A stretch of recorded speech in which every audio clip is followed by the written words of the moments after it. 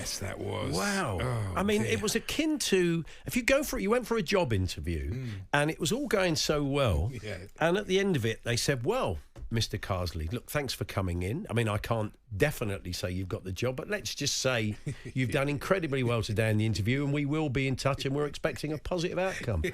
Well, thank you very much.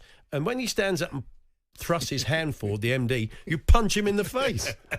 That is the kind of only analogy, isn't it? You knock him to the ground. It was nuts. It was bonkers because to do something so experimental, fine, if you've got the luxury of it, say you've just won the World Cup and you feel like you're going into a new cycle and you want to try something different, fine. This is a bloke auditioning for the job. I couldn't believe Also, it. I mean, honestly, I heard him talk to Faye after the game and to Gabriel Clark on ITV.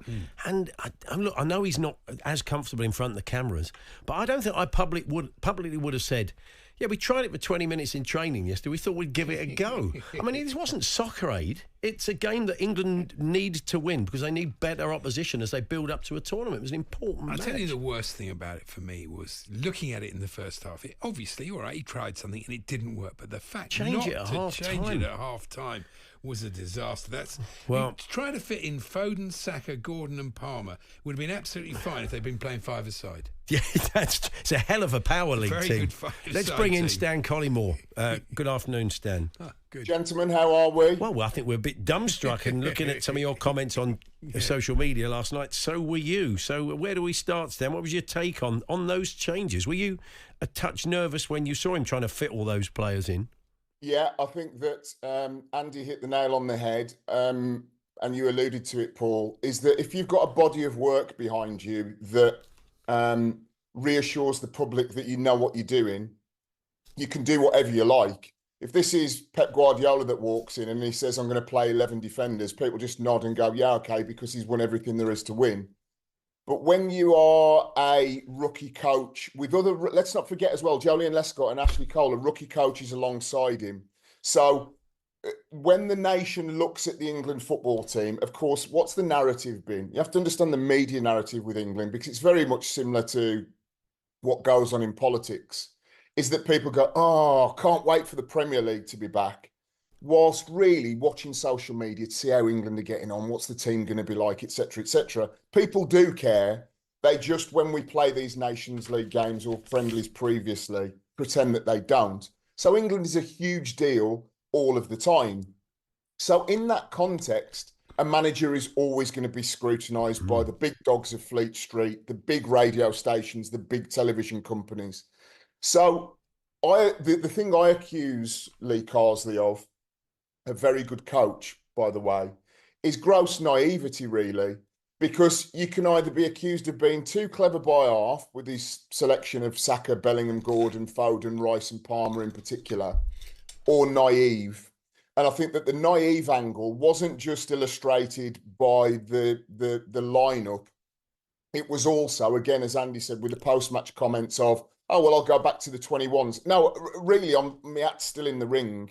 And that, for me, is why every single long-time watcher of England, me included, have concluded with he's not going to get the job, is that England as a national football team cannot afford naivety moving forward. We've got to have people that know what they're doing, that are going to take a group of very good young players, by and large, and try and take them to the latter stages or win a major tournament. And for me today, you know, when I came on a couple of months ago, I was very positive about Lee Carsley, about his coaching. But the other side of it that I did mention about leadership, that it's up there with the Prime Minister as a job of importance for the English nation, is that he failed miserably and he wouldn't get beyond now the end of this qualification, well, the end of this Nations League group. Unfortunately, I think it's terminal. Want to hear from the listeners? Talksport.com, text 81089, tweet TSH and J, or 03717 223344. Andy says, Andy says, not this Andy, I saw the lineup last night and put the darts on. My wife thought I was some kind of mystic sage at the end. But what was your take on it? Have you lost confidence in Lee Carsley, or are you still backing him? Let us know. Talksport.com, text 81089, tweet TSH and J, 03717223344. Sorry, Andy. Sorry, I forgot what I was going to say now. Oh, okay. It was a good point, but I got it doesn't taken take away much. with that, no. There were some poor individual performances last night, Stan, right across the field. Players were just not at it. I just wonder if that was a kind of symptom of the system they were asked to play in, because they did look a bit bemused. There was a lot of pointing going on and a lot of shrugging the shoulders and arms in the air. But why would you? A, why would you try something for 20 minutes and think, let's give it a punt in a game? And B, why would you admit to that?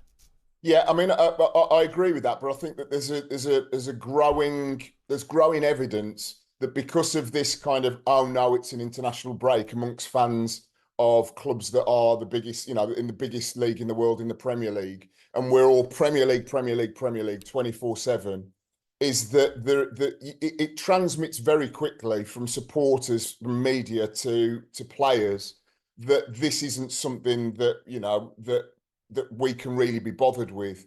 This is on a night when France won comfortably, when Italy and Belgium both put out strong teams, and their players that play in the Premier League, along with the French players that play in the Premier League and Liga, put in performances. And for me, there is a massive concern about these games against Greece, Ireland, Finland are as important as the quarterfinals, semi-finals and finals of tournaments. And people will say, that's ludicrous. It's not, because it's where you do all of your preparation. It's where you build all of the trust between coaches and players, and individual players get game time. So it's not just a case of throwing 6 or 7 midfielders at a dartboard and saying, we're going to leave out strikers. That's the supplementary stuff that we can chat about. The most important thing from an England perspective is that every single England camp, they take Greece at home at Wembley as important as Spain in a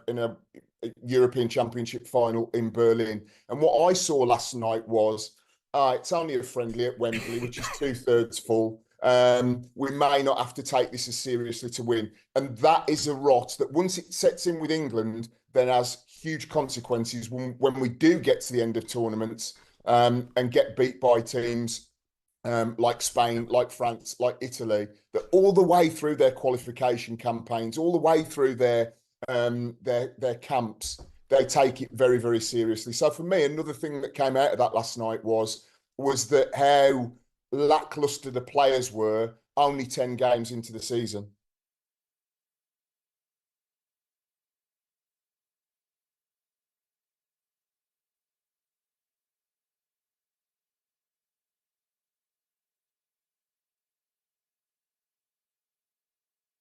Paul Hawksbee and Andy Jacobs, Monday to Friday afternoons 1 till 4 on AM, on DAB, via the talkSPORT app and on your smart speaker. talkSPORT.